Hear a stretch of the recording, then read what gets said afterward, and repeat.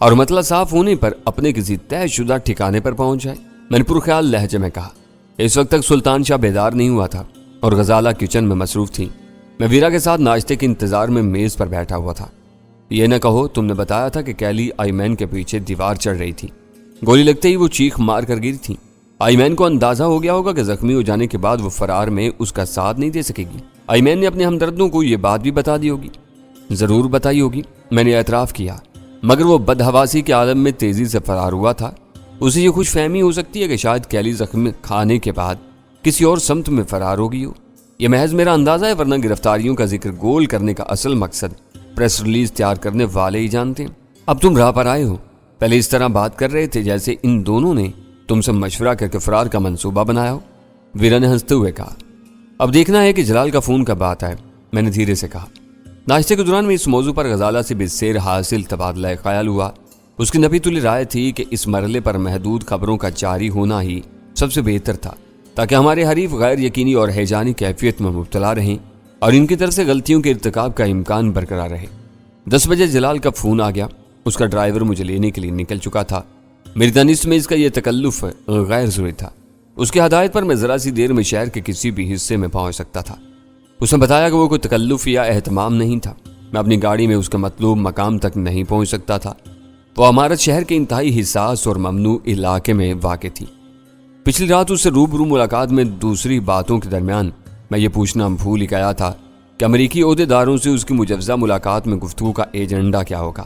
میرے لیے پہلے سے یہ جاننا بہت ضروری تھا تاکہ میں پہلے سے کچھ ذہنی تیاری کر سکوں۔ میری استفسار پر اس نے اختصار کے ساتھ اپنی حکمت عملی بیان کر دی۔ اس سے گفتگو ختم ہوتے ہی میں تیار ہونے کے لیے اپنے کمرے میں چلا گیا۔ مجھے دونوں عورتوں کو کچھ بتانے کی ضرورت پیش نہیں آئی تھی۔ انہوں نے سمجھ لیا تھا کہ مجھے جلال کے پاس پہنچنا تھا۔ تھوڑی دیر بعد جلال کا ڈرائیور گاڑی لے کر آ پہنچا اور میں اس کے ساتھ روانہ ہو گیا۔ ڈرائیور آئی بی کا باقاعدہ ملازم اور جلال کے اعتماد کا آدمی تھا، لیکن اسے کسی نازک موضوع پر بات کرنا مناسب نہیں تھا۔ وہ سفر خاموشی سے طے ہوتا رہا۔ گاڑی گلشن اقبال سے نیشنل اسٹیڈیم کی طرف مڑی اور کار ساز روڈ پر ہو لی۔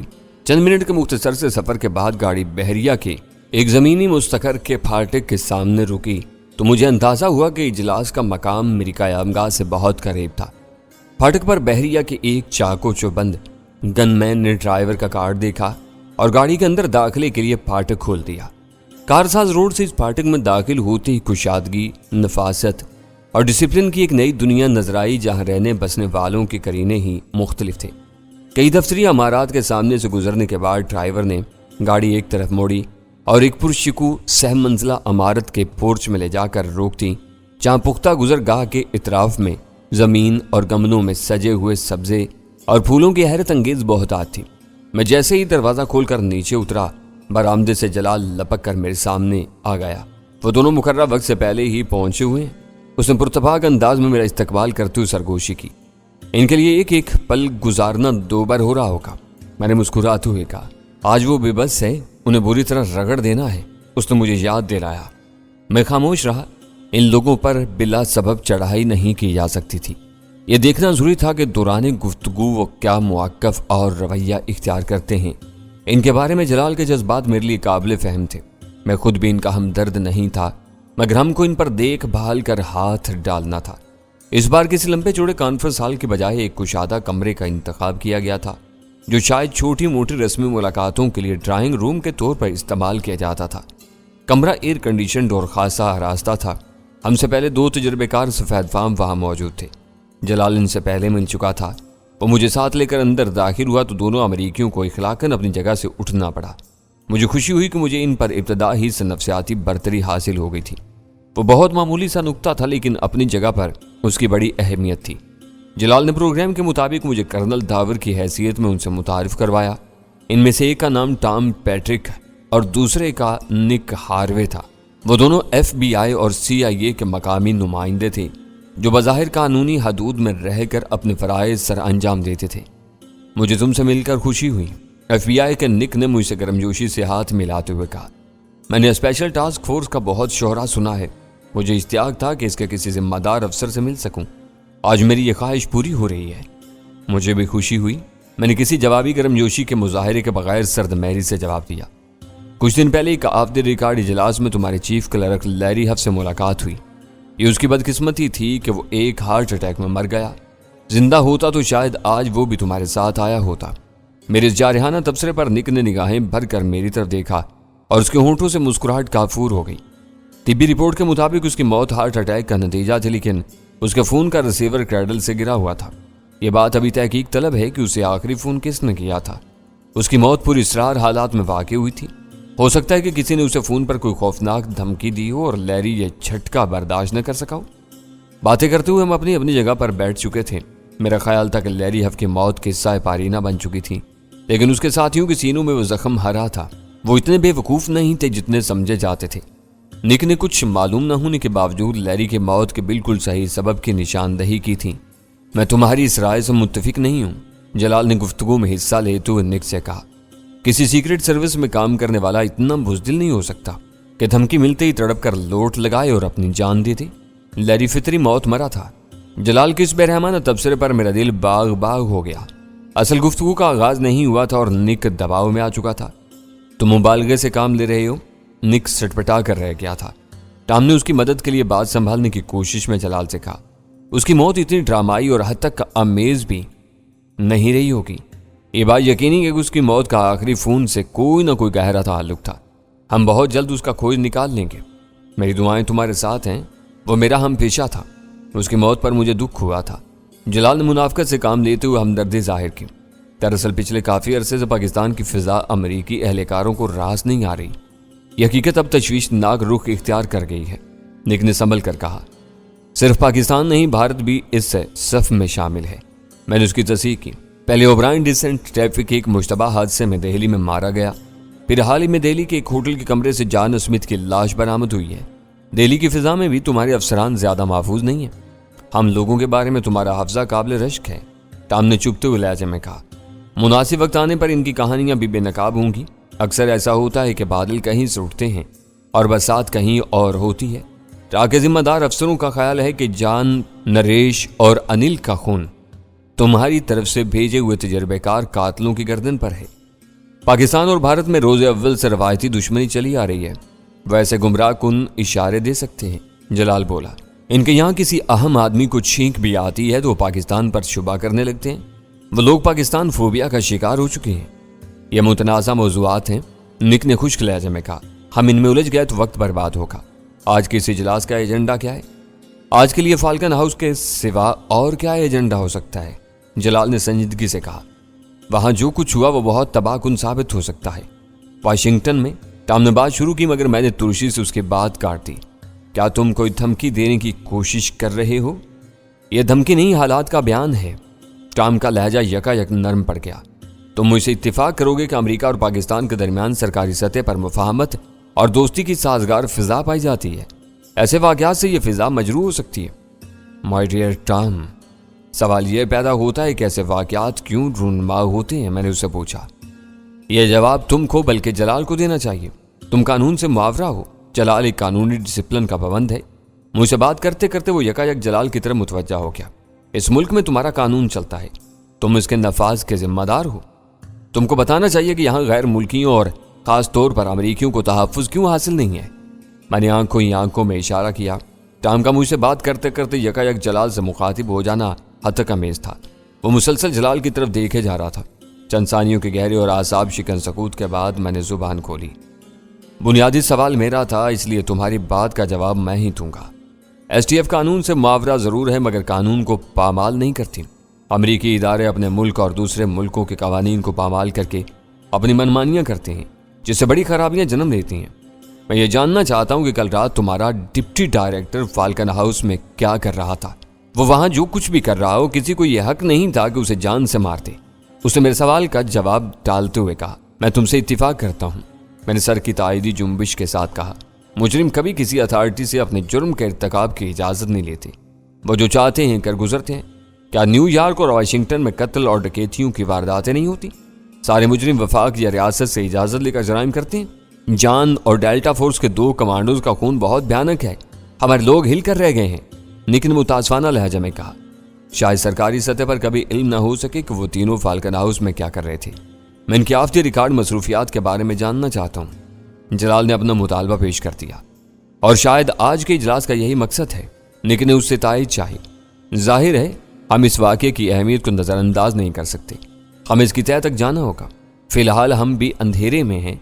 निक ने ढके हुए गिलास में से मिनरल वाटर का एक घूंट लेकर कदर तवक्कुफ के बाद कहा, हमारे अपने ज़राए कराची में दहशतगर्दी के किसी बड़े वाक़े की मनसूबाबंदी की निशानदेही करते रहे थे।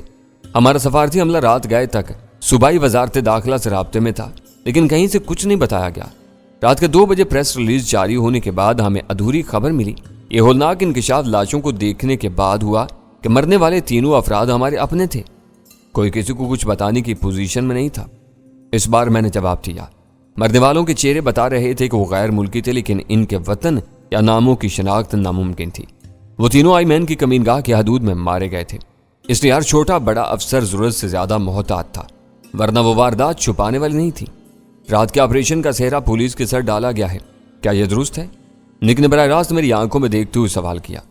तुम्हें इसमें कोई शुबा नहीं होना चाहिए, STF के काम करने की हदूद कुछ और हैं। जान बीमगन से मरा, एक कमांडो गोली का निशाना बना, दूसरे को जहरीली सुई इस्तेमाल करके मारा गया। बीमगन के साथ जहरीली सुई से होने वाली अमवात दिल्ली के रिकॉर्ड में भी हैं। रावाले इन दोनों तरीकों को डैनी से मंसूब करते हैं। वो रात को वहां क्या कर रहा था? निक मेरे दिए हुए इब्तदाई झटकों से संभल चुका था।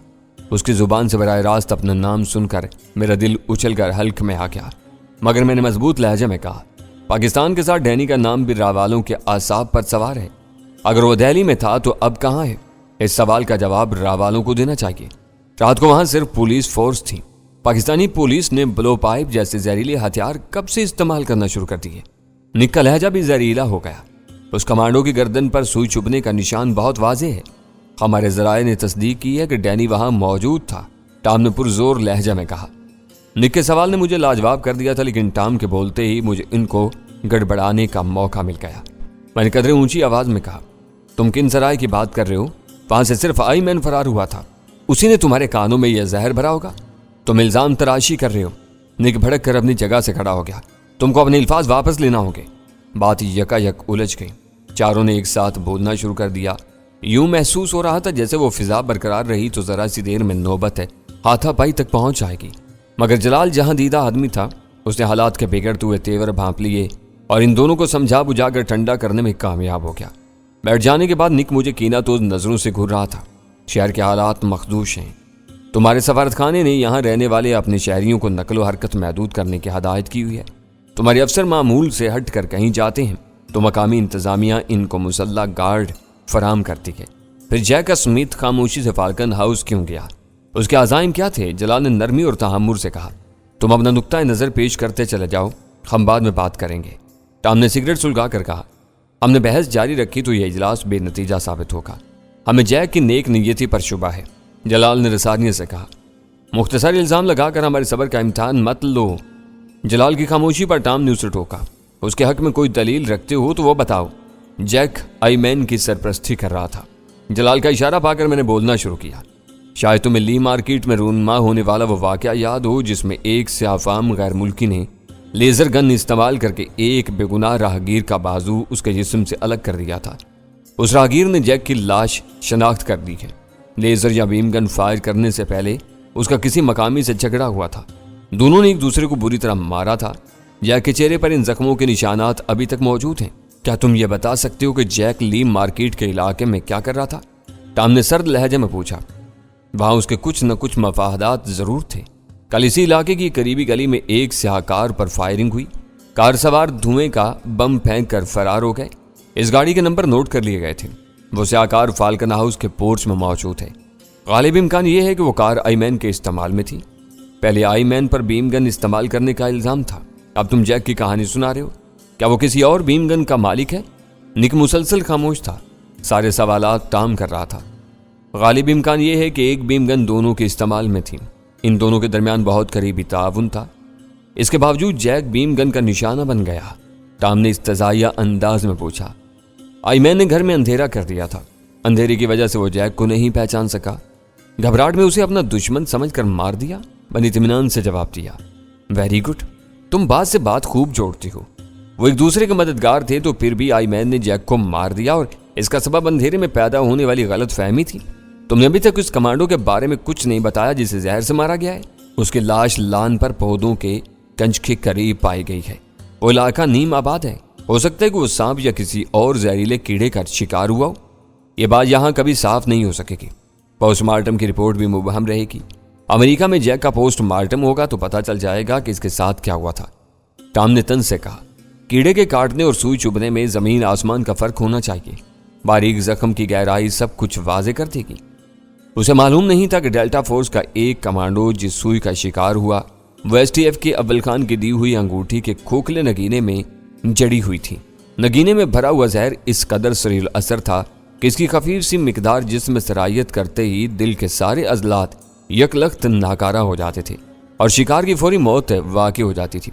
اس مقصد کے لیے نگینے میں پوشیدہ سوئی کا سرا بس جلد کو ذرا سا چھیدتا تھا، سوئی کا بدن میں گہرائی تک اتارنا قطعی ضروری نہیں تھا۔ اس نشان کو محض زہریلے ڈنک کے نشان کے طور پر پہچانا جا سکتا تھا۔ فی الحال وہ ایک معمہ ہے، اس کے بارے میں کچھ کہنا قبل از وقت ہوگا۔ میں نے اس کی تائید کرتے ہوئے کہا، یہاں طبی اور تحقیقی سہولتیں ناکافی ہیں۔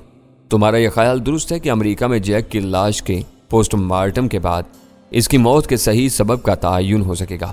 تم بہت مضبوطی سے اس مفروضے پر قائم ہو کہ آئی مین اور جیک کے درمیان ساز باز تھی؟ اس بار نک نے چپتے ہوئے لہجے میں پوچھا۔ فالکن ہاؤس میں جیک کی لاش ملنے کے بعد اس نظریے پر نظر ثانی کی ضرورت نہیں رہتی۔ مجھ سے پہلے جلال بول پڑا، شاید وہ مجھے براہ راست نک سے مخاطب ہونے سے بچانا چاہ رہا تھا۔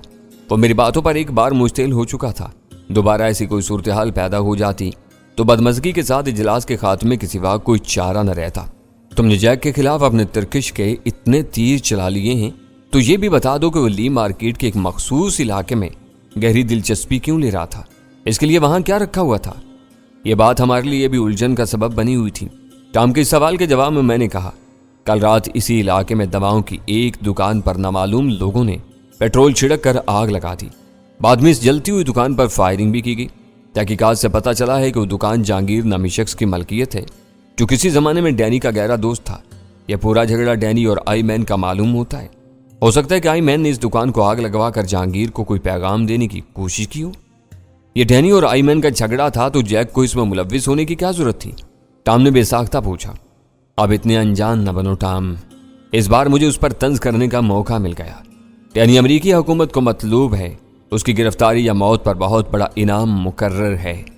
میں انجان نہیں بن رہا، یہی کہہ رہا ہوں کہ جب آئی مین ڈینی کے پیچھے لگا ہوا تھا تو جیک کو اس پر اپنا وقت برباد کرنے کی کیا ضرورت تھی؟ آئی مین یہاں بدنام ہو چکا ہے۔ اس صحبہ خیزی کے ساتھ امریکی حکومت نے اس پر سے ہاتھ اٹھا لیا ہے۔ ان کے ریکارڈ پر شی ایک صاف ستھری این جی او ہے اور جو امریکہ میں ہیروئن کے انسداد کا کام کر رہی ہے۔ عالمی جرائم سے اس کا کوئی تعلق نہیں ہے، نہ پاکستان میں اس کی کوئی شاخ رہی ہے۔ ایسے حالات میں آئی مین یہاں زیادہ دنوں تک نہیں ٹھک سکتا۔ جیک اس کی مدد کے لیے میدان میں اتر آیا تاکہ ڈینی کے فتنے کو جلد از جلد کچلا جا سکے۔ یہ بھی تو ہو سکتا ہے کہ جیک کو بڑی انعامی رقم کا لالچ لے ڈوبا ہو۔ جلال نے میری بات پوری ہوتے ہی لقمہ دیا۔ تم کو کوئی اور بات یاد آ رہی ہو تو وہ بھی کہہ ڈالو تاکہ کچھ باقی نہ رہے۔ ٹام نے خاص طور پر مجھ سے کہا، اتنا کچھ جان لینے کے بعد بھی تم تشنگی محسوس کر رہے ہو تو میں افسوس کے اظہار کے سوا کیا کر سکتا ہوں؟ میں نے مایوسی سے جواب دیا، آئی مین کے بارے میں ہم کچھ نہیں جانتے، ہمارے لیے ابھی تک وہ ایک مفروضہ شخصیت سے زیادہ کچھ نہیں ہے۔ ٹام نے قدرے توقف کے بعد کہا، مگر کسی نادیدہ ہاتھ کے اشارے پر چند روز سے یہاں کے اخبارات اس کے نام کی آڑ لے کر امریکیوں کے خلاف خطرناک مہم چلا رہے ہیں۔ جس طرح ہر مجرم پولیس سے نفرت کرتا ہے، اسی طرح ترقی پذیر اور پسماندہ ملکوں کے بیشتر لوگ امریکہ کو پسند نہیں کرتے۔ ایک افسوسناک عالمی رجحان ہے جس کے ازالے کی کوششیں کی جا رہی ہیں۔ ہماری حکومت یہ پسند نہیں کرتی کہ کسی دوست ملک میں اس رجحان کو ہوا دینے کی کوششیں کامیاب ہوں۔ میں نک کے ساتھ یہاں رہتا ہوں، شاید ہماری پے در پے رپورٹوں کے بعد جیک کو تحقیقات کے لیے یہاں بھیجا گیا ہو۔ اس نے ہم سے الگ رہ کر ذاتی طور پر آئی مین کے بارے میں کام شروع کر دیا۔ لاشوں کی شناخت کے بعد ہمیں پتہ چلا ہے کہ فالکن ہاؤس سے کیلی بائرن نامی امریکی عورت نے کرائے پر لیا ہوا تھا۔ جیک اپنے محافظوں کو لے کر اس سے ملنے گیا تاکہ آئی مین کے بارے میں کچھ مواد حاصل کر سکے۔ وہاں پولیس یا پھر اسپیشل ٹاسک فورس نے گھیرا ڈالا اور وہ تینوں بے موت مارے گئے۔ تمہاری کہانی میں کیلی کا کوئی ذکر نہیں ہے۔ ٹام نے وہ جوابی کہانی شاید اس وقت سوچی تھی۔ میں نے تلخی سے کہا، کیلی کا ذکر بھی آ جائے گا، فی الحال یہ سوچو کہ جیک کو فالکن ہاؤس کے بارے میں کیا الہام ہوا تھا۔ آئی مین مفروضہ شخصیت ہے تو نادر، ونود، جیک اور پھر فالکن ہاؤس کے پڑوس میں ایک ملازم کو بیم گن سے مارنے والا سفید فام مرد کون ہے؟ یہ شوشہ کہاں سے چھوڑا گیا کہ بیم گن چلانے والا سفید فام مرد ہے؟ ٹام نے چونک کر مجھ سے پوچھا۔ ملازم کو مار کر بدحواسی میں گاڑی لے بھاگنے والے کو اس گھر کے مالک اور چوکیدار نے دیکھ لیا تھا۔ میں نے گہرے طنز سے کہا، کیا تم اب بھی اصرار کرو گے کہ وہ فرضی شخصیت ہے؟ میں نے ابھی تک کے الفاظ استعمال کیے تھے، کوئی ٹھوس شہادت سامنے آ گئی تو ہم اسے مان لیں گے۔ اس نے عیاری سے جواب دیا، اگر فالکن ہاؤس میں آئی مین یا کوئی اور موجود تھا تو اس کے بارے میں کیلی کچھ بتا سکتی ہے، وہ کہاں ہے؟